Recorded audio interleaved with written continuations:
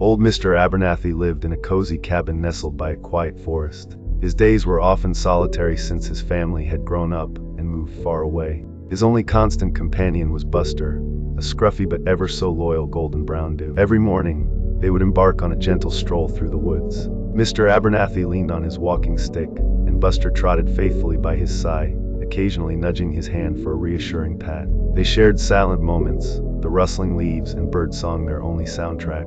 One crisp autumn morning, as they ventured deeper than usual, Mr. Abernathy's foot caught on an exposed root. He tumbled to the ground with a cry, his walking stick clattering away. A sharp pain shot through his ankle, and he knew he couldn't get up on his own. Fear began to creep in. Buster, usually so cheerful, immediately sensed the change. He stopped his playful sniffing, his ears perked, and he looked at his master with concern. He nudged Mr. Abernathy's hand, then whined softly, as if asking what was wrong. Mr. Abernathy, wincing in pain, looked at his loyal companion. "Go get help, Buster," he urged, pointing vaguely back towards the cabin. "Go on, boy." Buster seemed to understand the urgency in his master's voice. With a final, worried glance, he turned and dashed back down the path, disappearing between the trees. Mr. Abernathy was left alone, cold and anxious, but with a flicker of hope that Buster would find his way. Time stretched on, and the forest grew quieter. Just as Mr. Abernathy began to despair,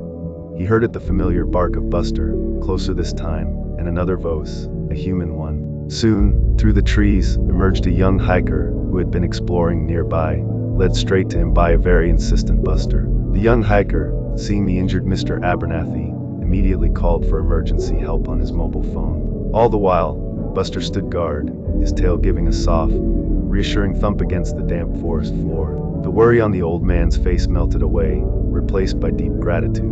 When the paramedics finally arrived, they carefully helped Mr. Abernathy onto a stretcher. As they lifted him, he looked at Buster, who was watching intently. "You saved me, boy," Mr. Abernathy whispered, giving Buster a final scratch behind the ears. "You are truly my best friend." The paramedics took Mr. Abernathy to the hospital, and Buster was entrusted to the care of a kind neighbor. A few weeks later, Mr. Abernathy returned home, his ankle mended. The moment the front door opened, Buster leapt into his arms, barking with pure, unbridled joy. That day, and every day after, Mr. Abernathy knew the truth of the old saying. It wasn't just Buster's ability to fetch help, but his constant, unconditional love and loyalty that made him, and all dogs, humanity's greatest companion.